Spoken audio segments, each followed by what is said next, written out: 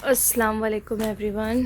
तो अस्सलाम वालेकुम everyone, welcome back to my new vlog.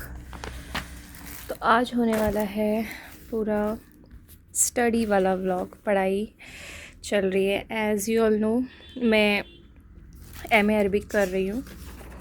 तो मेरे एग्ज़ाम्स स्टार्ट हो रहे हैं, तो मैं असाइनमेंट्स बना रही हूँ मेरे। मैं अच्छे बच्चों की तरह ये वाला बैग 3 साल पहले ली थी, और ये वाला पाउच है।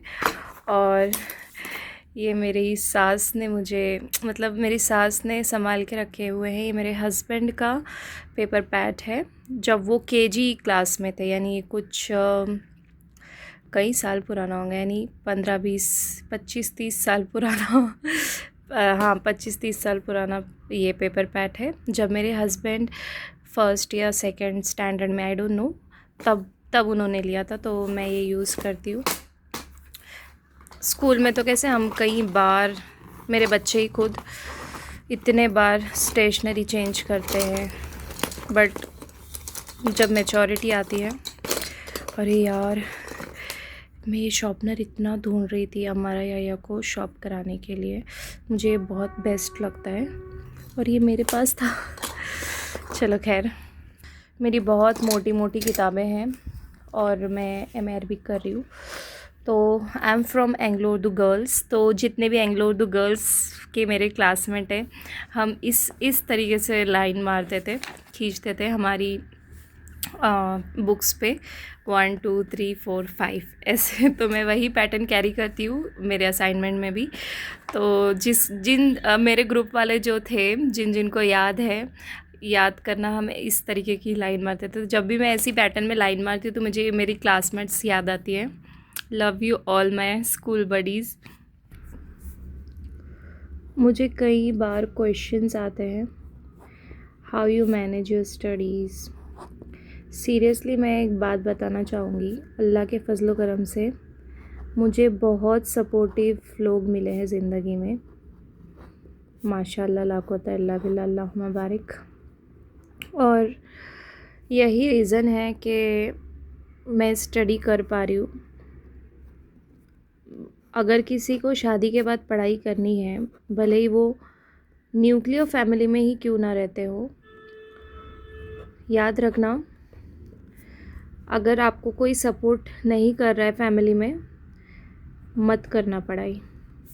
कोई कोर्स वगैरह कर लेना जो आप करना चाहते हैं। बट जो मैं डिग्री ले रही हूँ, मतलब ये कम से कम मैंने 2022 में अप्लाई की थी और 2026 में ये कंप्लीट हो रही है। यूनिवर्सिटी से मैं हमेशा फ़र्स्ट क्लास आई हूँ और मेरा A++ ऐसे ही रिज़ल्ट आया है। बट कॉलेज का कैसा होता है, लेट हो जाता है।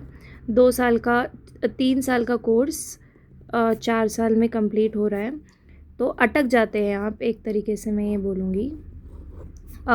क्योंकि आप अगर रेगुलर नहीं हो, और मेरी ये हैदराबाद की यूनिवर्सिटी है जिसका मुंबई एंड पुणे सेंटर है, मैं वहाँ से कर रही हूँ।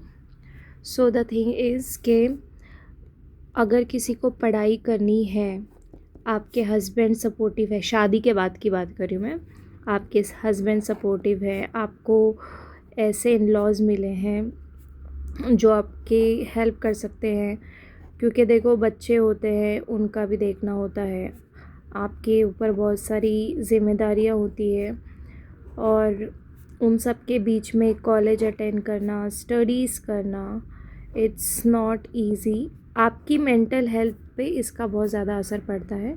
लेकिन अल्हम्दुलिल्लाह मेरे मामले में माशाल्लाह मेरे हस्बैंड बहुत सपोर्टिव हैं। मुझे तो इतना सपोर्ट मिलता है इनफैक्ट कि मैं अपना टिफ़िन भी, मेरे मम्मी मुझे बना के घर में भेज देते हैं, कि मेरी बहन भी मेरे साथ कर रही है ना अरबी, तो वो मेरा टिफ़िन भी लेकर आती है, नाश्ता भी बना के लाती है, फिर लंच भी कभी कभार मैं